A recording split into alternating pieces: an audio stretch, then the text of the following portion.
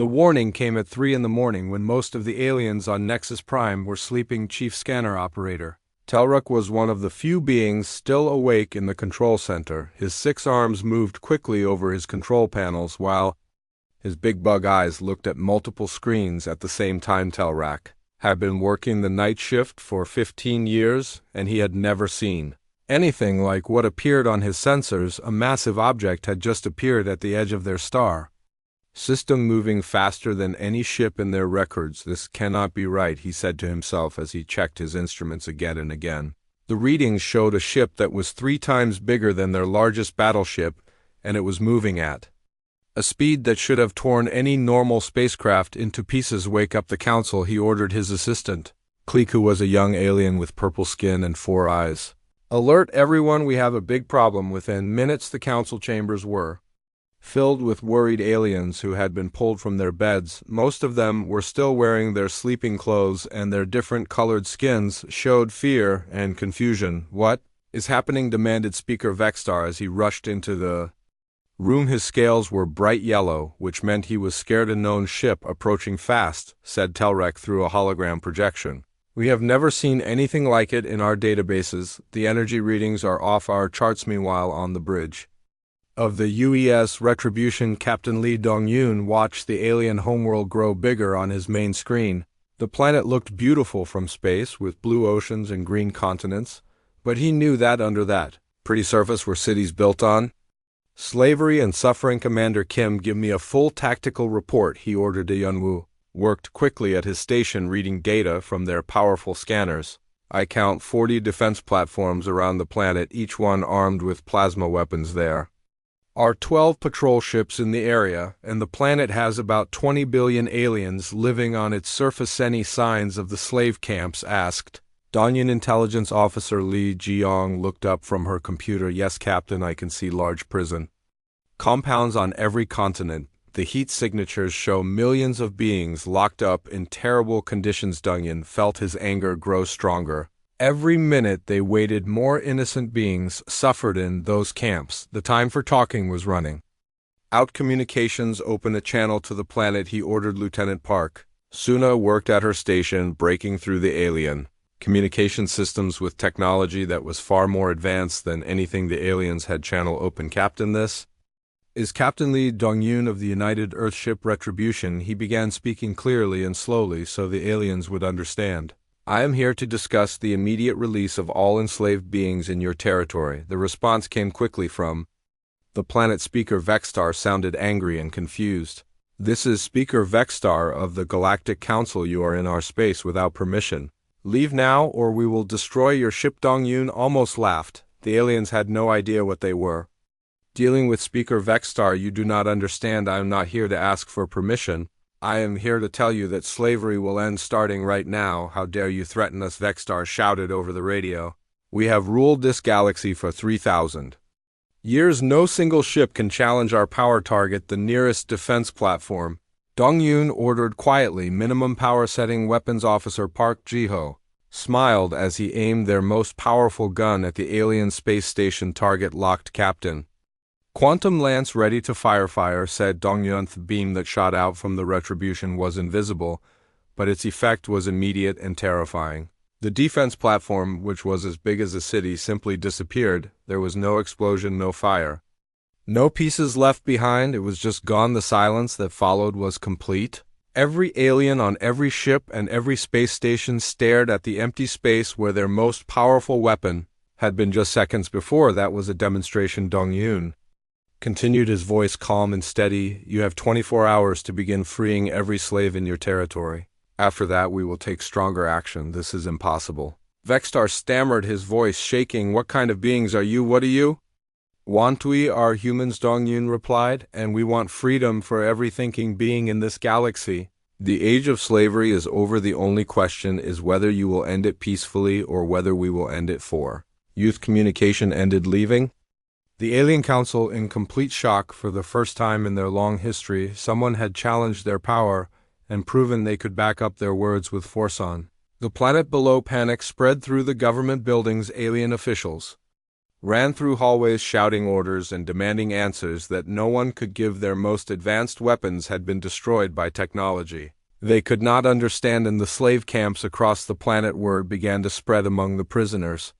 Something had happened, something big. The guards were nervous and scared, talking in whispers about a mysterious ship that had appeared from nowhere back on the Retribution. The crew prepared for what they knew would come next. The aliens would not give up their slaves without a fight. They had too much money and power invested in the system to change it willingly. Captain, said Commander Kim, we are detecting movement from their fleet. They are mobilizing everything they have. How many ships? Asked Dongyin. Looks like about 200 vessels of different sizes. They are forming up to attack us. Dongyin nodded. He had expected this.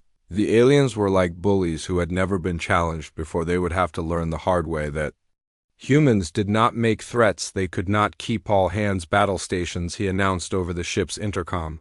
Prepare to show these aliens what happens when humans fight for freedom. The alien fleet approached in perfect formation like they had practiced many times before. Their ships were sleek and beautiful with energy shields that sparkled like diamonds in the starlight.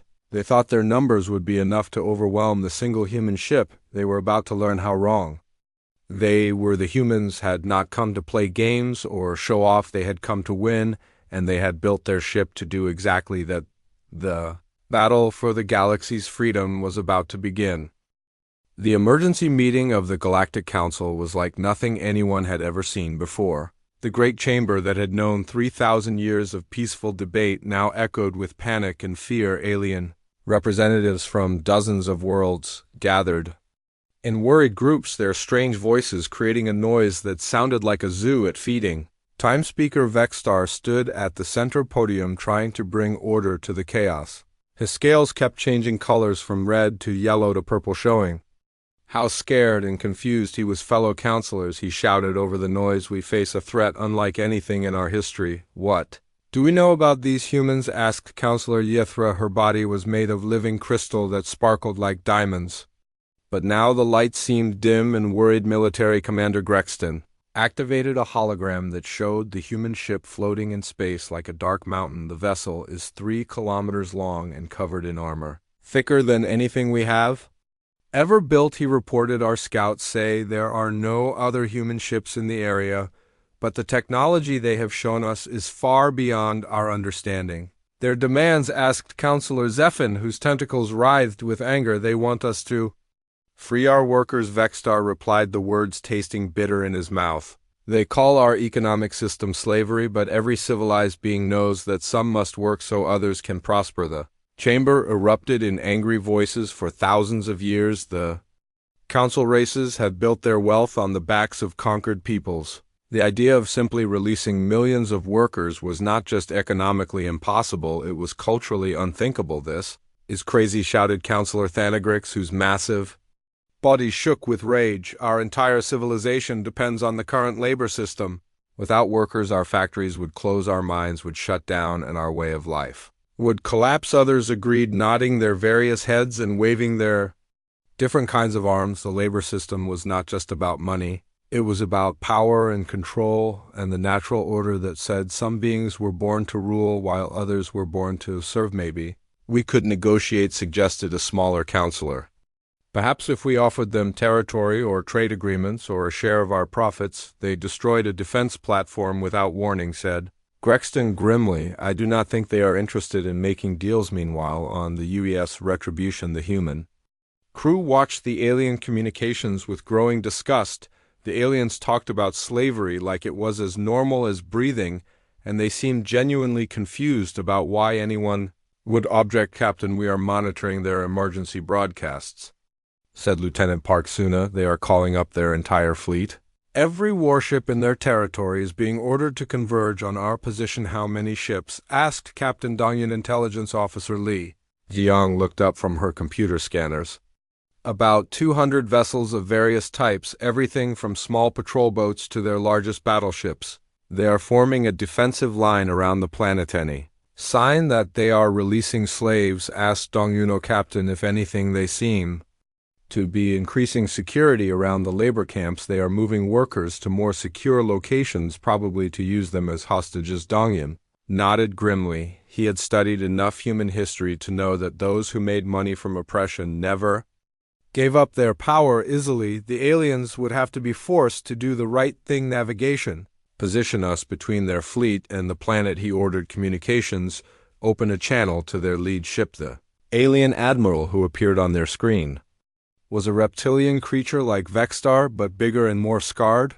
His name was Kethrin, and he had spent his life fighting wars to expand the Council's territory. Human ship, you are outnumbered 200 to 1, he announced coldly. Surrender now, and we might let some of you live. Admiral Dongyun replied calmly. I offered your council a peaceful solution. They chose to respond with threats and force. I want you to understand something before we begin. We did not come here to conquer your worlds or steal your wealth. We came here because we believe that freedom is the right of every thinking being in the universe. Enough talk, Kethrin snarled. All ships attack formation. Destroy that vessel. The alien fleet moved like a school of fish spreading out to surround the lone human ship. Energy weapons began charging up. Missile tubes loaded with warheads and fighter craft launched from the larger vessels. It was an impressive display of military power that should have been enough to destroy any enemy, but the humans had been preparing for this moment since they first learned about the galaxy's dark secret. The UES Retribution was not just a ship, it was the concentrated fury of an entire species that had looked at the stars and decided that slavery was wrong. All hands battle stations, announced Dongyun. Weapons Officer Park Jiho, you are cleared to engage. The young weapons officer, whose family had died in Earth's resource wars, smiled grimly. I, Captain, opening fire on multiple targets. What happened next was not really a battle, it was a lesson in the difference between a species that had known peace for thousands of years and one that had been shaped by constant warfare. The Retribution's weapon systems had been designed by minds that understood death and destruction in ways the aliens could not imagine. Quantum lance beams shot out like invisible spears of death, vaporizing battleships in single hits. Plasma cannons carved through energy shields like hot knives. Through butter, smart missiles found their targets even when the alien ships tried to hide behind asteroids or space debris.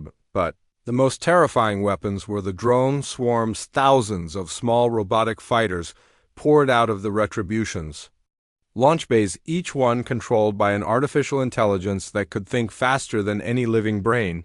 The drones moved like angry wasps, swarming over the alien ships and tearing them apart with precise weapons fire. The alien pilots tried to fight back, but their weapons seemed to bounce harmlessly off the human ship's armor. Their energy beams and missiles exploded against the Retribution's hull without leaving so much as a scratch. The humans had built their ship to survive anything the galaxy could throw at it. In 30 minutes the battle was over. What had been the pride of the Galactic Council's fleet was now nothing but floating wreckage and emergency rescue pods. The aliens had learned a hard lesson about challenging beings who had spent their entire history fighting for survival. Captain, we are receiving surrender signals from the remaining alien vessels, reported Commander Kim. About 60% of their crews made it to escape pods. Good, said Dongyun. We are not here to commit murder. Signal the rescue ships that they are free to recover survivors. He opened a communication channel to the planet below. Speaker Vexstar, you now have 18 hours to begin releasing your slaves. Use the time wisely. The silence from the planet was complete. For the first time in their recorded history, the Galactic Council had been utterly defeated in battle. The implications were staggering, but the immediate reality was simple. The humans had proven they could destroy anyone who stood in their way, and across the galaxy on countless slave worlds, beings who had lived their entire lives in chains heard whispers of something impossible. Someone had finally come to help. The age of liberation was about to begin. The stars were quiet that night, and the galaxy felt peaceful like it had for thousands of years. The big space station called Nexus Prime floated in the darkness, surrounded by smaller ships that moved like tiny insects around a giant metal flower. Inside the station, aliens from many different worlds walked through long hallways made of white stone that gleamed under bright light. Speaker Vexstar stood in front of a huge window looking out at the stars. His skin was covered in scales that changed color when he felt different emotions. Right now they were a calm blue color because he thought everything was going well. He was tall and walked on two legs like a human, but his head looked like a lizard and his eyes were yellow like gold. Next To him stood his helper Pipilon, who was small and covered in soft fur that made him look like a walking teddy bear. Pipilon carried a datapad that showed information about all the worlds in their galaxy. "The galaxy has been so quiet lately," said Vexstar as he watched the ships moving outside. "No wars, no problems, no complaints from any of the worlds we control." Pipilon nodded and looked at his datapad. "All the trade routes are working perfectly," he said. "The slave worlds are producing more goods than ever before, and the rich worlds are happy with their profits." Vexstar smiled, showing teeth that were sharp like a shark's. "Everything is working exactly as it should be. The strong rule the weak, and the weak serve the strong. This is the natural order of things." Far away at the edge of the galaxy, where the stars were few and the darkness was deep, something was moving through space that would change everything. The third planet of a small yellow star had been home to a species that the aliens had never seen before. These beings called themselves humans, and they had just learned that they were not alone in the universe. Captain Lee Dong-yoon stood on the bridge of the biggest ship that humans had ever built. The ship was called the UES Retribution, and it was 3 kilometers long, covered in thick armor plating that could stop almost any weapon.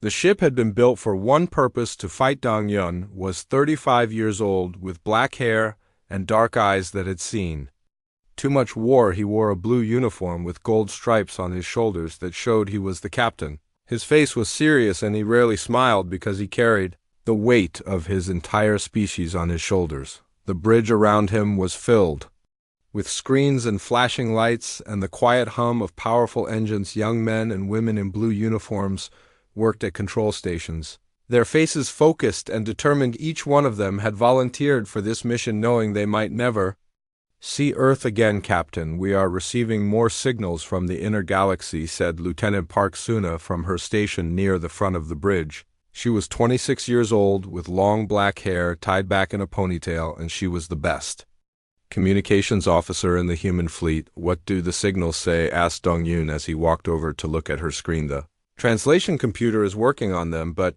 Captain, the aliens are talking about slave auctions and mining quotas and harvest schedules. They treat other beings like property." Dong-yun felt anger rise in his chest, like a fire that burned hotter than any star. Humans had fought many wars on Earth, but they had never accepted slavery as normal. The idea that an entire galaxy was built on the suffering of enslaved beings made him want to destroy everything the aliens had built. Commander Kim Hyun-woo walked over to join them. He was Dong-yun's second in command and his best friend. They had served together in the resource wars that had nearly destroyed Earth before humans learned to work together. "The weapon systems are ready, Captain," said Hyun-woo quietly.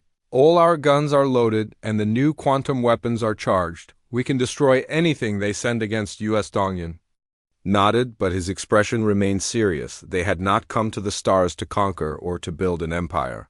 They had come because they believed that freedom was the right of every thinking being in the universe. Navigation Officer Choi Min-sung called out from his station. "Captain, we are approaching the border of alien space. Our stealth systems are working perfectly. They cannot see us coming." Min-sung was the youngest officer on the bridge, only 22 years old, but he was a genius at flying spaceships. He had grown up playing video games about space combat, and now he was living his dream set course for their capital world. Said Dong-yun, "Maximum stealth. We will announce ourselves when we are ready." Meanwhile, on Nexus Prime, the daily meeting of the Galactic Council was beginning like it did every day for the past 3,000 years. Hundreds of alien beings sat in a great circular room with seats carved from precious stones. Each alien looked different. Some were tall, some were short. Some had fur, some had scales, some had tentacles instead of arms. The meeting was boring like most of their meetings. They talked about trade agreements and tax rates and which worlds needed more slaves to work in their factories and mines. None of them seemed to think there was anything wrong with owning other beings like animals. "The harvest from the farm worlds is ahead of schedule," said Counselor Zephin, who looked like a purple octopus with too many arms. "The local population has been working harder since we increased their food rations." "Excellent," replied Vexstar, his scales turning a happy green color. "And what about the mining operations on the asteroid worlds?" "The rock breakers are working day and night shifts," said another counselor. The beings we bought from the Outer Rim are very strong. They can work twice as long as the previous workers before they collapse. Good said, Vexstar, we may need to buy more workers soon, but profit margins are still very high. None of the counselors noticed the small blip that appeared for just a moment on their sensor screens. It was so brief that the computers dismissed it as background noise from space, but if they had looked closer, they might have seen the heat signature of a massive ship. Moving faster than anything they had ever built, the ship was covered in a special material that absorbed sensor beams like a black hole absorbs light. It was invisible to their technology, but it was there, watching them, listening to them, learning about their crimes. Deep in the ship's intelligence center, Officer Lee Jeong sat at a computer terminal analyzing the alien communications. She was 28 years old and had been a spy before joining the space fleet. Her job was to learn everything about the aliens before the fighting started. Captain, she called out over the intercom, I have confirmed the intelligence reports. The aliens have enslaved over 2 billion beings across 400 worlds. They treat them like animals and work them to death. Dong-Yun closed his eyes and took a deep breath. He had hoped the reports were wrong, but now he knew the truth. The galaxy was ruled by monsters who had forgotten what it meant to be civilized. All stations prepare for battle, he announced to his crew. We are going to give these aliens one chance to do the right thing. If they refuse, we will show them what happens when humans get angry. The crew of the Retribution had all grown up hearing stories about the old wars on Earth when humans had fought against slavery and oppression. They knew that some fights were worth dying for, and freedom was always worth fighting for. Alien counselors continued their boring meeting, talking about profits and quotas and new ways to make their slaves work harder. They had no idea that death was coming for them from the darkness between the stars. They had ruled the galaxy for 3,000 years, and they thought nothing could challenge their power. They had forgotten that the universe was big and full of surprises, and sometimes those surprises came with guns. The UES Retribution moved through space like a ghost ship, carrying the hopes and dreams of an entire species that had looked up at the stars and decided that slavery was wrong. Even among aliens they had never met, Captain Dong-Yun stood on his bridge looking out at the alien homeworld that was growing larger on his screen. Soon he would have to make a choice that would change the galaxy forever. He could try to talk to the aliens and hope they would listen, or he could show them the price of oppression. Either way, the age of slavery was about to end, and the galaxy would learn what it meant to face the wrath of humanity. The hegemony fleet arrived exactly when the humans predicted it would. Massive ships that looked like floating cities of metal and hate emerged from hyperspace at the edge of Council territory. Their hulls were black as space itself and covered with weapons that could destroy entire planets. Admiral Korth commanded the hegemony force from his flagship, a dreadnought called the Iron Fist. He was a being that looked like a cross between a shark and a spider, with multiple arms ending in claws and teeth that could bite through steel. His species had conquered half their home galaxy through pure brutality. The Council is weak, he announced to his fleet commanders. The humans have made them even weaker. Now we will take everything they own and enslave everyone they failed to control. But as the hegemony fleet moved deeper into what had been Council space, they found something they had not expected. Instead of defenseless worlds populated by cowering slaves, they found planets bristling with defenses. Former slaves had turned mining equipment into weapons. Construction workers had built fortifications, and farmers had learned to fight. The first battle took place at Kepler Prime, where Kai and his people had turned their mining world into a fortress. The hegemony sent 3 heavy cruisers expecting easy conquest, but found themselves facing a planet that fought back with desperate courage. Underground tunnels that had once carried or became military bunkers. Mining lasers that had once cut rock now cut through enemy ships. The people of Kepler Prime had lived in darkness for decades, but they had learned every inch of their world, and they used that knowledge to fight. We will not go back to chains, Kai announced over the planetary communication system as enemy ships burned in the sky above his world. We would rather die free than live as slaves. The hegemony ships tried to land troops, but the surface of Kepler Prime had become a maze of traps and ambushes. Former slaves who knew how to work together in dangerous conditions proved to be natural guerrilla fighters. Every landing zone became a killing field. Every building became a fortress, but the real surprise came when the human fleet arrived. The 7 Battleships of the Second Fleet dropped out of hyperspace like angels of destruction and immediately engaged the hegemony forces. The humans had learned from their first battle, and their new weapons were even more devastating than before. Admiral Korth found himself facing an enemy unlike anything he had ever encountered: human ships that moved faster than physics should allow. Weapons that ignored his energy shields like they were not their tactics that seemed to anticipate his every move. "How are they doing this?" he demanded of his science officer as another of his cruisers exploded under human fire. "Their technology is beyond our understanding," replied the officer, whose multiple eyes were wide with fear. "They fight like beings who have nothing to lose because they do not have anything to lose," said Admiral Korth grimly. "They are fighting for an idea, not for conquest or wealth. They believe in something, and that makes them more dangerous than any weapon the battle raged for." 3 days across a dozen star systems, but the outcome was never really in doubt. The hegemony had come expecting to face a broken enemy. Instead, they found a galaxy that had learned to defend itself. Human ships worked alongside vessels crewed by former slaves, sharing tactics and covering each other's weaknesses. On the third day, Admiral Korth's flagship was surrounded by 6 human battleships and 40 ships crewed by liberated beings. The Iron Fist was the most powerful warship the hegemony had ever built, but it was no match for an entire fleet working together. "Surrender," demanded Captain Dong-Yun over the communication channel.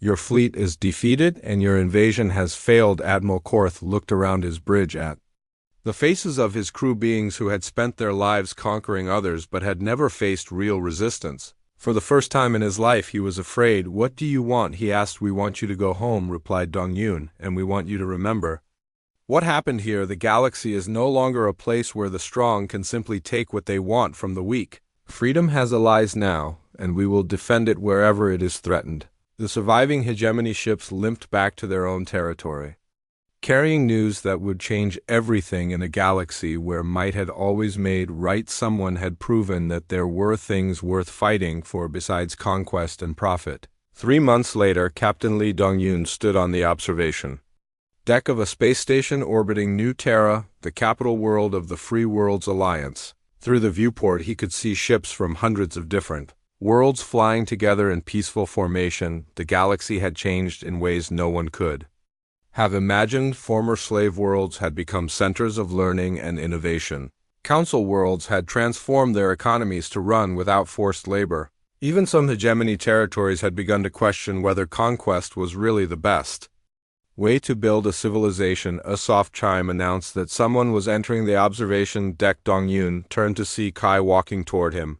The former slave-turned-planetary leader was wearing the simple blue uniform of the Alliance Council, but his eyes still held the fire that had driven him to rebellion. Captain Kai said with a slight bow, "Thank you for everything you have done." "We only gave you the chance to free yourselves," replied Dong-Yun. "You did the hard work." Kai smiled and looked out at the ships flying past the station, former slaves crewing vessels alongside their former masters, working together to build something new. "The galaxy is still learning how to be free," he said. "But we are learning there is still work to do," said Dong-Yun. "The Outer Rim territories still practice slavery, and there are rumors of other threats beyond our borders. Then we will face them together," replied Kai. "The Free Worlds Alliance grows stronger every day. We have learned that freedom is not something you can give to someone. It is something they must take for themselves, but when they are ready to fight for it, we will be there to help."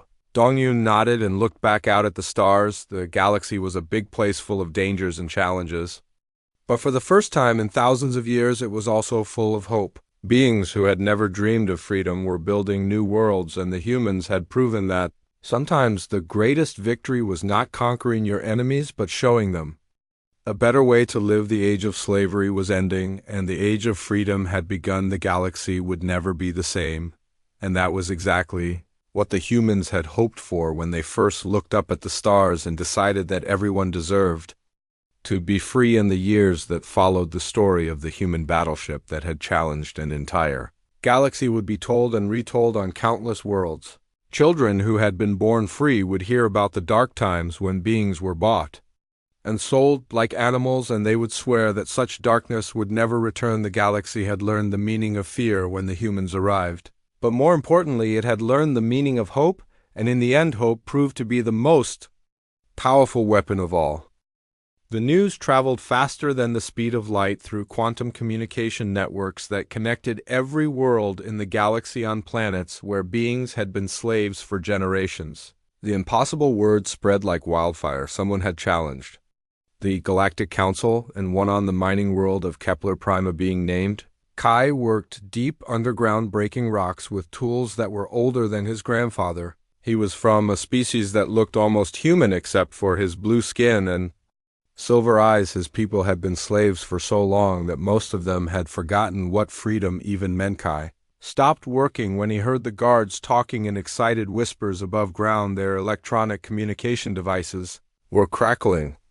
With reports from across the galaxy, the human ship had destroyed the Council's entire fleet with weapons that seemed to come from a nightmare. "Humans are real," whispered Vel, another slave who worked beside Kai. She was young and had been born in the mines, but her eyes still held hope that the older slaves had lost long ago. Kai had heard the stories like everyone else. A single ship from an unknown species had appeared at Nexus Prime and demanded the release of all slaves, but stories were just stories, and slaves learned early not to believe in rescue that would never come. But this felt different. The guards were scared, really scared, and they kept looking at their weapons like they wondered if the guns would protect them if the humans came to their world above ground. In the control center, the mine supervisor was having a very bad day. His name was Breck, and he was a large, brutal alien who had made his living by keeping slaves in line through fear and violence. Now he was the one who was afraid. Packed the workers into transport ships. He ordered his guards. "We are moving them to the secure facility in the northern mountains." "Why?" asked one of the guards. "Because if the humans come here, they will not find anything but empty tunnels," Breck replied. "Maybe we can bargain with the slaves as hostages." But the transport convoy never made it to the mountains. As the vehicles moved along the dirt road through the desert, something streaked down from the sky like a falling star. The convoy stopped moving as every engine died at exactly the same moment. The guards jumped out of their vehicles with weapons ready, but there was nothing to shoot at. The transport trucks were simply dead, their electronics fried by some kind of invisible beam. The slaves inside were unharmed, but the vehicles would never run again. Then the sky began to talk. "Attention, all enslaved beings," said a voice that seemed to come from everywhere at once. "This is Captain Li Dongyin of the United Earthship Retribution. We are here to free you. Your chains are not permanent. Your suffering is not forever. Help is coming." The message repeated in dozens of languages, including the native tongue of every species that worked in the mines. Kai felt something he had not felt since he was a child. Hope. The broadcasts continued with detailed information about how to identify human rescue drones, how to signal for help, and how to organize resistance groups. But more than the practical advice, the humans were offering something that had been missing from the galaxy for thousands of years: the promise that things could be different on 17 different worlds. The same thing was happening. Slave transport convoys stopped working. Mine facilities lost power. Prison camps found their security systems mysteriously failing. And everywhere the human voices promised that freedom was not just a dream. The rebellion began on Kepler Prime when Kai stood up from his workstation and looked around at his fellow slaves. For 20 years he had bent his back to the Council's will. But today was different. Today someone was fighting for them. "We outnumber the guards 10 to 1, he said quietly. "Why are we the ones who are afraid?" Val looked at the mining tools in her hands, heavy metal implements that could break rocks, could also break bones if necessary. The other slaves began to understand what Kai was suggesting. "But the guards have weapons," said an older slave whose spirit had been broken by years of punishment. "So do we," Kai replied, holding up his rock hammer. "We have been digging tunnels and moving mountains for them. Now we can use that strength for ourselves." The uprising spread through the mine complex like water flowing downhill. Slaves who had been beaten down for decades suddenly remembered that they were not animals. They were thinking beings with the right to be free, and for the first time in their lives, someone was helping them claim that right. On other worlds, the pattern repeated itself. Farm workers turned their harvesting equipment into weapons. Factory slaves used their industrial machines to fight back. Construction workers who had built cities for their masters began tearing down the symbols of oppression. The Aliens who had grown rich from slave labor found themselves facing something they had never imagined: organized resistance backed by superior technology. The carefully maintained order of 3,000 years began to crumble as the foundation of their civilization, the unquestioning obedience of the enslaved, simply disappeared. On Nexus Prime speaker Vexstar watched the reports flood in from across the galaxy. His scales had turned gray, the color of despair. 17 worlds in open rebellion. He read from his datapad: 23 more showing signs of unrest. Our colonial governors are requesting immediate military support. What support? Asked Counselor Zephin bitterly. Our fleet is space debris. Our defense platforms are gone. We have patrol boats and nothing more. Perhaps, said a quiet voice, it is time to consider that our way of life was built on sand. The speaker was Counselor Fender, an old being whose people sang instead of speaking. His musical voice carried wisdom earned through centuries of observation. Counselor Fender said, Vexstar, this is not the time for philosophy. On the contrary, replied Fender, this is exactly the time. I have been studying the humans, trying to understand how one ship defeated our entire fleet. Do you know what I learned? The chamber fell silent. They come from a world that tried to kill them every day, Fender continued. Natural disasters, wars, diseases, resource shortages. They survived by becoming the most determined species in the galaxy. But more than that, they survived by deciding that suffering was not acceptable. What does that have to do with us? Demanded military commander Grexton. Everything, Fender replied. We built our civilization on the idea that some beings must suffer so others can prosper, but the humans looked at their own world where only the strong survived, and they decided to change the rules. They created technology to overcome their environment. They built societies to protect the weak. They chose cooperation over conquest. Fascinating, said Vexstar coldly, but irrelevant. The humans have destroyed our fleet and started rebellions across the galaxy. How do we respond? With what army? With what weapons? Our entire system is collapsing because we built it on the backs of beings we thought would never fight back. Meanwhile, in space, the UES Retribution coordinated the largest rescue operation in galactic history. Drones, equipped with medical supplies, communication equipment, and basic tools, streamed toward every world showing signs of rebellion. Status report requested. Captain Dungan. 17 worlds have successfully overthrown their local governments, reported Intelligence Officer Li Jiong. 31 more are in various stages of rebellion. The enslaved populations significantly outnumber their guards when they work together. Any response from the council? Minimal, replied Commander Kim. They sent a few patrol ships to the nearest rebel worlds, but they were overwhelmed. It appears they are trying to gather their remaining forces around their core systems. Dongyan smiled.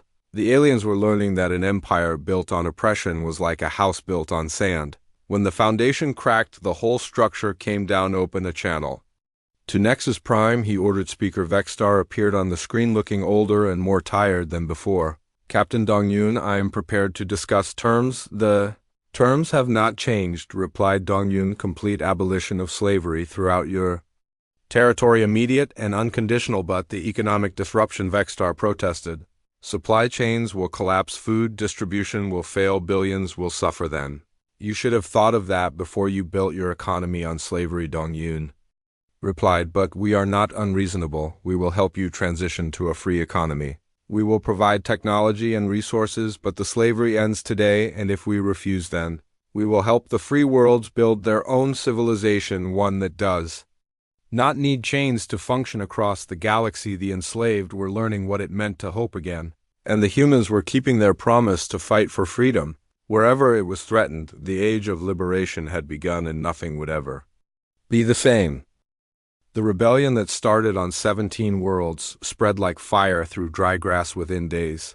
The number had grown to 50 worlds, then 100, then more than anyone could count. Beings who had been slaves for their entire lives suddenly remembered what it felt like to stand up straight and look their oppressors in the eye. On the farming world of Tau Ceti, a being named Rora led her fellow workers in taking control of the food production facilities. She was from a species that looked like tall, thin humans with green skin and 4 arms. Her people had been forced to grow food for the council worlds, while they themselves survived on scraps. We have been feeding our masters while our children starve, she told the gathered crowd of farm Workers, no more today, we grow food for ourselves. The plantation overseers tried to stop them, but they were outnumbered 1,000 to 1. The workers turned their harvesting machines into weapons and their knowledge of the land into tactical advantage. Within hours, every farm on the planet was under the control of those who had worked it for generations. Similar scenes played out across the galaxy on construction worlds. Enslaved builders used their heavy machinery to tear down the symbols of council power on factory planets. Workers shut down production lines and began making tools for their own liberation on mining asteroids.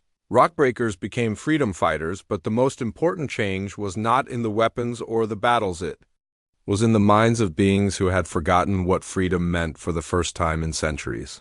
Slaves began to believe that their situation was not permanent, that their suffering was not the natural order of things. The humans had done more than destroy a fleet. They had given the oppressed something far more dangerous than weapons.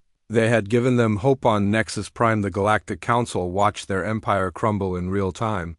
Reports flooded in from every corner of their territory.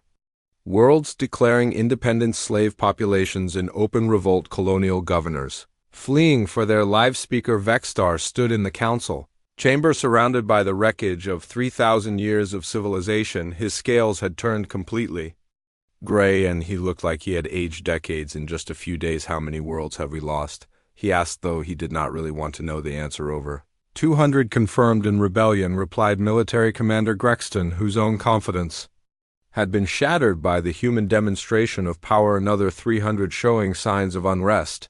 We estimate that less than half of our territory remains under council control, and our response capabilities almost none. Grexton admitted we have patrol boats and planetary defense forces, but nothing that could challenge even a single human ship. Our entire military doctrine was based on overwhelming technological superiority. We never prepared for an enemy that could simply brush aside our best weapons. Counselor Fender spoke up from his position near the back of the chamber, his musical voice carrying across the stunned silence. Perhaps it is time to admit that we were never as strong as we believed. We ruled through fear and economic control, but when a real challenge appeared, we discovered that our foundation was built on sand. What are you suggesting? Asked Vexstar. That we accept reality, replied Fender. The age of the council is over. We can either adapt to the new galaxy that is being born, or we can be swept away by it. Meanwhile, aboard the UES Retribution, Captain Lee Dongyun coordinated the largest humanitarian mission in galactic history.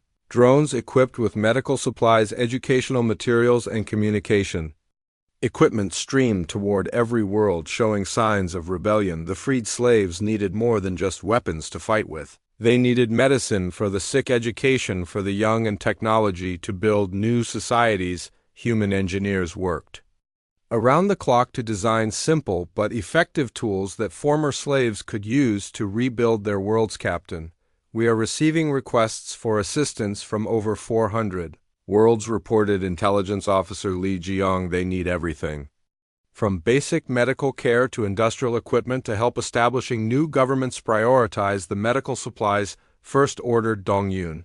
The sick and injured come before everything else. After that, focus on communication systems so the free worlds can coordinate with each other. But even as the humans worked to help the liberated worlds, new challenges were appearing. Long-range sensors detected movement in the outer rim of the galaxy where other powers had been watching the collapse of the council with great interest. Navigation Officer Choi Min-sung looked up from his station with concern. Captain, I am picking up energy signatures at the edge of our sensor range. Multiple large ships moving toward council territory. What kind of ships? Asked Dongyun. Knockdown configuration, replied Min-sung, but they are big, Captain.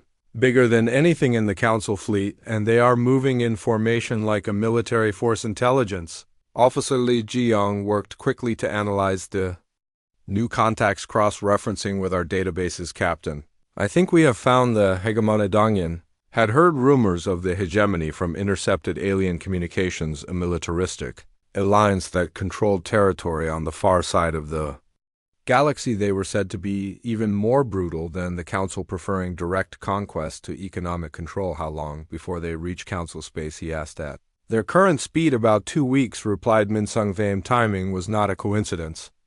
The hegemony had been waiting for the council to show weakness, and the human intervention had given them the opportunity they needed. With the council fleet destroyed and rebellion spreading across their territory, the core worlds were defenseless open.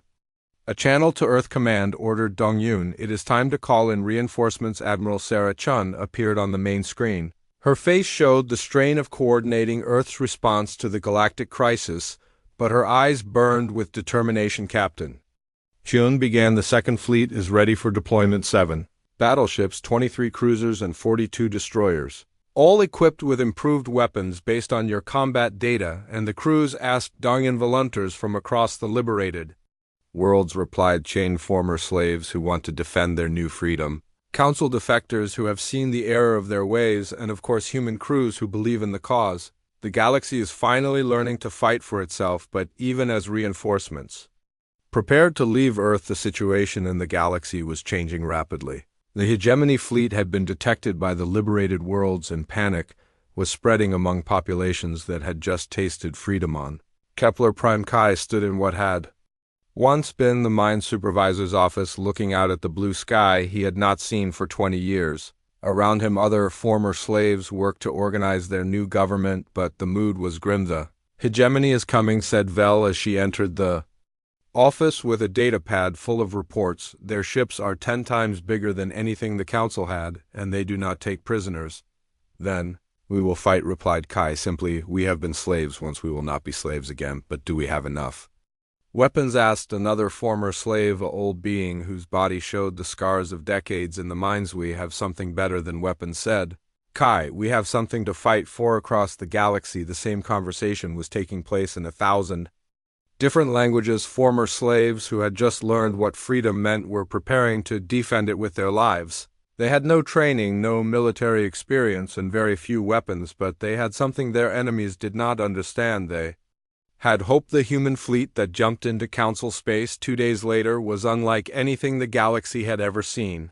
7 massive battleships, each one bristling with weapons that could crack planets, 23 cruisers that moved like deadly dancers through space, 42 destroyers that could hunt down and kill anything that threatened the innocent. But more important than the ships were the crews. Humans worked alongside aliens from dozens of different species, all united by the belief that freedom was worth fighting for. The fleet was a symbol of what the galaxy could become when beings chose cooperation over conquest. Captain Dong-Yun stood on the bridge of the Retribution, watching as the fleet took up defensive positions around the liberated worlds. In 2 weeks, the hegemony would arrive and the real test would begin. Galaxy had learned what it meant to be free, now it would learn what freedom cost.